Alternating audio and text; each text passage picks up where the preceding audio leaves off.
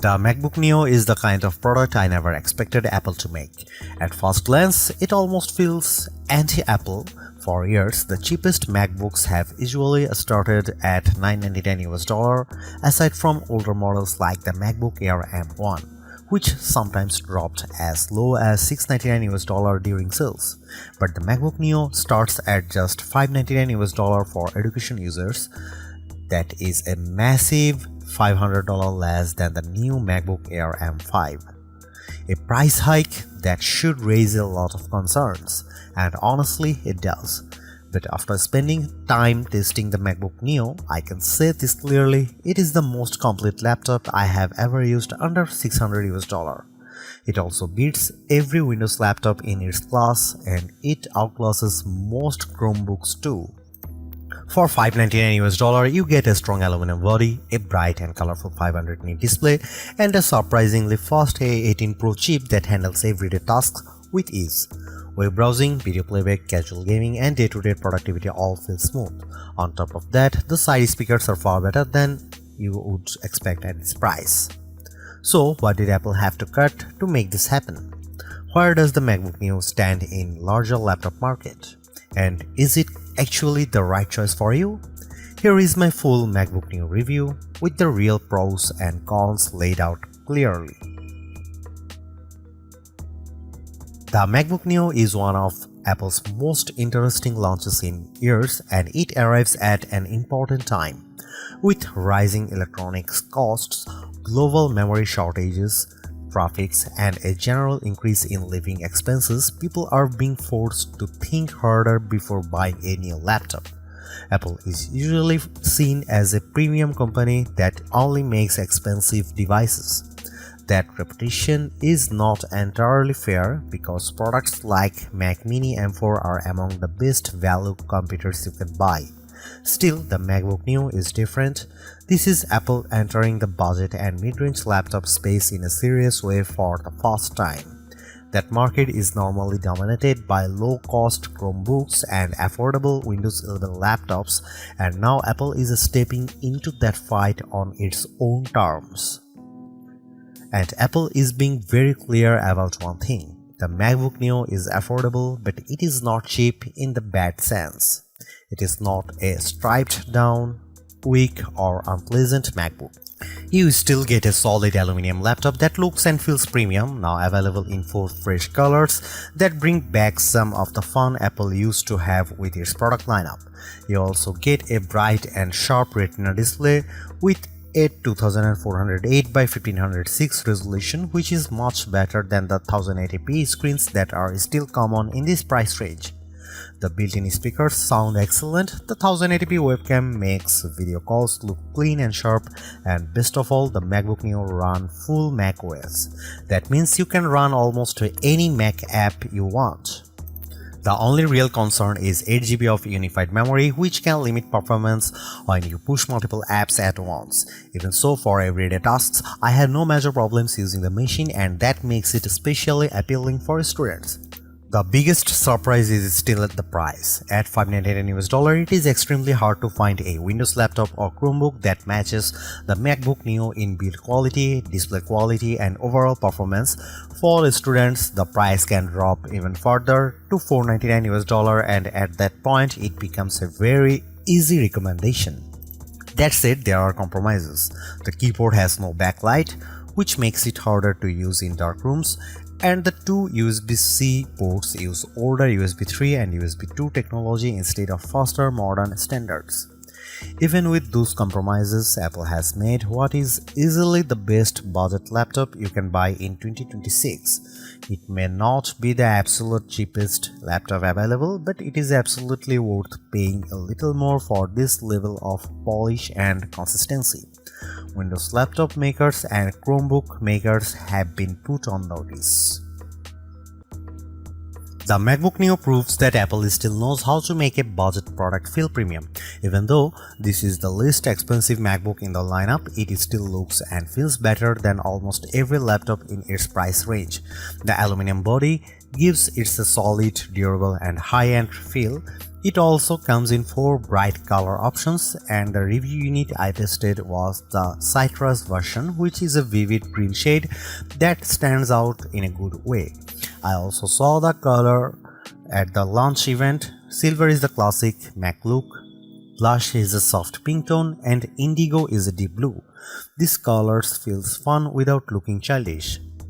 That said, the aluminum build does mean the MacBook Neo is not quite as light as you might expect. At 2.7 pounds or 1.23 kg, it weighs the same as a MacBook Air. That is still portable, but students carrying it around all day may notice the weight. It is also slightly thicker than the Air. Apple has also matched the keyboard color to the laptop's finish, which gives the MacBook Neo a more unified and polished appearance. Apple describes it as a more colorful MacBook, and that is a fair description. One of the main differences between the base model and the higher storage version is Touch ID.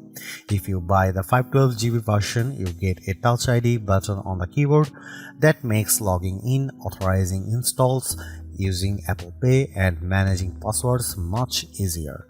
It is a shame that Apple limited this to the more expensive model, because biometric security is extremely convenient and is already common in many budget Windows laptops. The base model instead gives you a plain lock button, which is much less useful. The keyboard itself feels comfortable and responsive, just like the Magic keyboards on more expensive Macs, but it misses one major feature: backlighting. On other MacBooks, the keys light up in dark environments, which makes typing much easier in classrooms, libraries, or at night. Without that lighting, the MacBook Neo becomes more difficult to use when the room is dim. That is probably the biggest design compromise Apple made to hit the lower price. It is not a deal breaker, but it is hard to ignore. Along the left side, you get 2 USB-C ports. These also handle charging. Since there is no MagSafe 3 here, the ports look normal, but they are not equal. The rear port uses USB 3 speeds, which reach up to 10 Gbps. That is fine the most accessories, but it is much slower than the Thunderbolt 4 and Thunderbolt 5 ports on more expensive MacBooks. You can still connect a USB-C monitor and run it at 4K 60Hz, which is good. The second USB-C port is much slower because it uses USB 2 technology. That means speeds of just 60 MB per second, which is really only suitable for low-demand accessories like wired mice or keyboards. This is one of the more awkward cost-cutting decisions Apple made. The 2 ports look almost identical, but they behave very differently. That could easily confuse people, especially when a flash drive suddenly transfers data much more slowly than expected. Even though I understand why Apple did it, using USB 2 in a 2026 laptop feels hard to justify. Still, the rest of the design averts that kind of disappointment. The aluminum chassis looks premium, the 13-inch screen is a strong choice for portability, and the display itself is one of the best parts of the MacBook Neo. At 2408 by 1506, it is much sharper than the 1080p panels most budget laptops uses. It also gets up to 500 nits of brightness, which is excellent for a laptop in this price bracket. That brightness makes the screen easy to use outdoors or in bright rooms, while the color reproduction is vivid and rich thanks to support for 1 billion colors. For anyone who has used a cheap laptop with a dull, washed-out screen, the MacBook Neo's panel will feel like a major upgrade. It is one of the best budget laptop displays you can buy, and maybe the best of all. The only missing feature, of course, is touchscreen support, because this is still very much an Apple laptop. The A18 Pro chip is one of the biggest reasons the MacBook Neo exists, and it is also one of the most interesting parts of the machine. Instead of using an M series chip like other modern Macs, Apple chose the A18 Pro, the same chip that powered the iPhone 16 Pro. At first, that sounds unusual. Putting a phone chip in a laptop is not the standard approach, but the logic behind it actually makes a lot of sense. Apple has far more experience designing mobile chips than computer chips, and its high-end iPhone silicon is now extremely powerful in a low-cost laptop that may be smarter than using a weak traditional laptop chip that struggles to keep up. By using an older iPhone chip, Apple lowers the cost without sacrificing too much real-world performance. So why not use an older M chip like the M1? Apple says the A18 Pro has a 16-core neural engine that is better suited for on-device AI tasks, including Apple Intelligence features inside macOS. The M1 is not as capable in that area, and the A18 also benefits from faster memory that makes this choice look a lot more strategic than strange. And because the A18 Pro is still a 64-bit ARM-based chip, the MacBook Neo runs full macOS, not a restricted mobile operating system. You are not stuck with iPhone apps. You can run standard Mac software just like you would on a MacBook Air, MacBook Pro, Mac Mini, or Mac Studio. macOS runs well on the Neo, and although it is not as snappy as my MacBook Pro, it still feels impressive for the price. For the best experience though, you should keep expectations realistic and stick mainly to lighter apps. I used built-in tools like GarageBand and Keynote, and both run smoothly. That is the kind of workload this laptop handles best. You can still go beyond that. I installed Steam, which requires Rosetta on non-Intel hardware, and it worked. That shows how open the MacBook Neo is compared with Chromebooks, which are still far more limited in the apps they can run. Some budget Windows laptops also ship with Windows 11 in S mode, which is basically a locked down version of Windows that awkward app restrictions. The MacBook Neo avoids all of that. In practical terms, this makes the Neo much more flexible than a Chromebook or a Windows S mode laptop. It is also more useful than an iPad Pro in some ways, even though the iPad Pro may be more powerful on paper. The reason is simple: the Neo runs full Mac software, not iPad OS apps. Apple's ecosystem features also work here. You can mirror your iPhone, drag and drop files, make calls, send messages, share your clipboard, and use an iPad as a secondary display. I tested it with the latest M5 iPad Pro, and the setup worked extremely well. That is important because it means the MacBook Neo does not feel like a second-class Mac. You still get the same broad Apple experience as you do on more expensive models, and that is a huge win for a lower cost device. The limits are really about hardware, not software. If you want to do heavy 3D work, advanced video editing, or large creative projects, the MacBook Neo is going to struggle. It is not built for those jobs.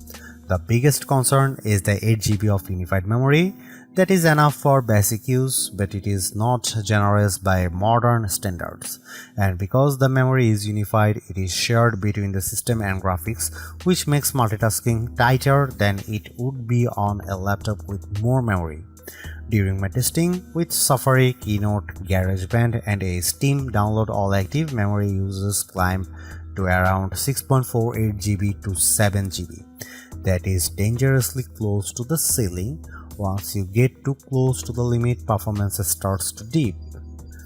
There is also no upgrade path for memory, and you cannot just open the laptop and add more yourself. That means the 8GB configuration is something you have to live with for the lifetime of the device.